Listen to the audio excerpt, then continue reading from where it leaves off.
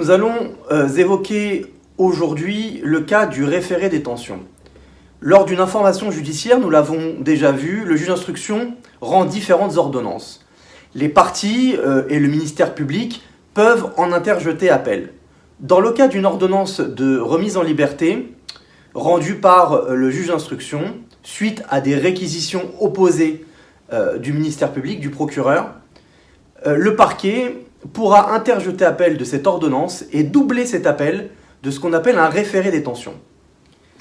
Quel est le but du référé détention? Le référé détention du parquet suspend temporairement la mise à exécution de l'ordonnance de mise en liberté. Le but du parquet est en réalité de maintenir le mis en examen détenu provisoirement jusqu'à ce que l'appel soit audiencé devant la chambre de l'instruction, laquelle confirmera ou infirmera l'ordonnance de mise en liberté du magistrat instructeur. Toutefois, suite à ce référé détention, le président de la chambre de l'instruction a 48 heures pour se prononcer sur la mise à exécution de l'ordonnance de mise en liberté ou sur sa suspension.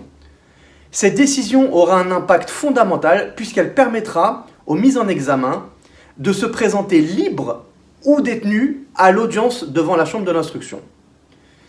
Les formalités du référé détention sont prévues à l'article 148.1 du Code de procédure pénale. Le référé détention nécessite plusieurs formalités afin d'être valide. Il doit être formulé parallèlement à l'appel de l'ordonnance de mise en liberté, en même temps. Il doit être formulé dans les 4 heures, à compter de la notification de l'ordonnance de mise en liberté au parquet. Si ces conditions ne sont pas remplies, le mis en examen sera remis en liberté en l'attente de l'audience devant la chambre de l'instruction. Je vous invite à prendre attache avec un avocat pénaliste pour discuter des formalités et des modalités du référé détention.